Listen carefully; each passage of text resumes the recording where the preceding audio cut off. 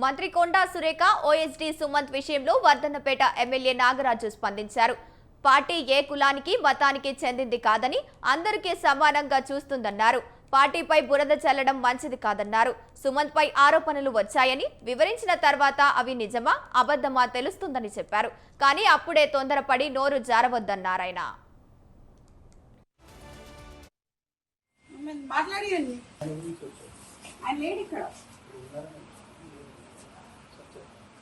లేదు చెప్పండి ఏంటి అడగండి సార్ ప్రాబ్లం ఏంటో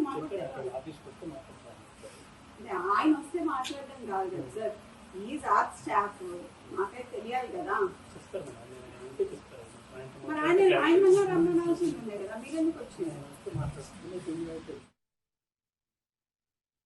రాత్రి జరిగిన సంఘటన దురదృష్టకరం. ఎందుకంటే ఇది జరగకూడదు, కానీ ఇది దురదృష్టకరం. ఎందుకంటే పార్టీ ఏ కులాలు మతాలకు లేక హయ్యర్ కమ్యూనిటీ లోయర్ కమ్యూనిటీ అని చూడరు.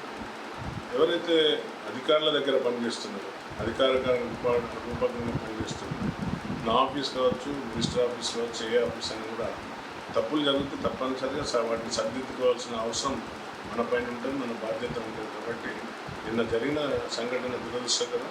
కాంగ్రెస్ పార్టీకి అందరం లాయల్గా ఉంటాం. సో వారు కూడా కొండ సురేఖ గారు, మురళి గారు కూడా కాంగ్రెస్ పార్టీకి లాయల్గా ఉన్నారు. ఏదైతే ఇన్సిడెంట్ జరిగిందో అది ఆఫీస్లో జరిగిందనేది, ఏం జరిగిందనేది తేటతెల్లం కావాల్సిన అవసరం ఉంది. తప్పనిసరిగా ఎవరైతే పనిచేస్తుందో వారి ఆఫీస్లో పనిచేసే వ్యక్తులు కావచ్చు, అధికారులు కావచ్చు, తప్పు జరిగినప్పుడు దానికి తప్పనిసరిగా వివరణ ఇవ్వాల్సిన బాధ్యత వ్యక్తి పైన ఉంటుంది. కాబట్టి దాన్ని ఇంత పెద్దగా వాళ్ళు ఏదైతే అపోజ్ చేసిందో అది కులాలు మతాలు అనేది లేదు. ఒక వర్గం రెడ్డి అందరు కలిసి రెడ్డిస్ మా పైన సీఎం గారు, తర్వాత పొంగులేటి గారు, సలహాదారులు అంతా మా పైన దాడి చేస్తున్నారంటే బాధాకరం. మరి ఎప్పుడు కూడా పార్టీ పనిలో చేస్తున్నారు.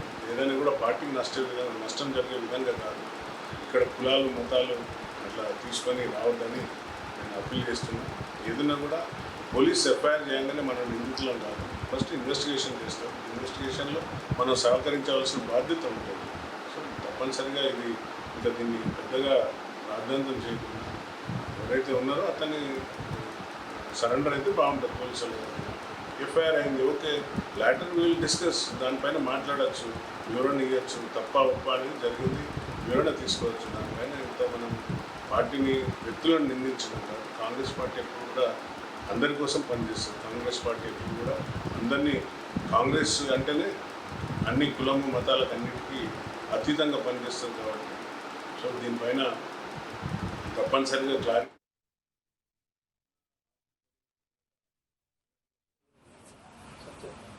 లేదు చెప్పండి ఏంటి అడగండి సార్ ప్రాబ్లం ఏంటో ఆయన వస్తే మాట్లాడడం కాదు కదా సార్ ఈజ్ ఆర్ట్ స్టాఫ్ మాకైతే తెలియాలి కదా మరి ఆయన రమ్మనాల్సి